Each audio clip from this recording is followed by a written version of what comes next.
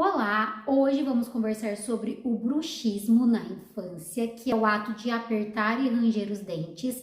Ocorre predominantemente à noite, mas em alguns casos pode ocorrer de dia. São diversas causas. Temos as causas patológicas que não vamos conversar aqui, que é para especialista, como refluxo, infecções de vias aéreas superiores de repetição, e as causas fisiológicas que ocorrem primeiro devido ao nascimento dos dentes. Então, primeiro nascem os dentes da frente e isso causa uma instabilidade da mandíbula e pode ocasionar o bruxismo. Segundo, padrão de familiar, ou seja, a criança ela copia os padrões dos pais que rangem os dentes.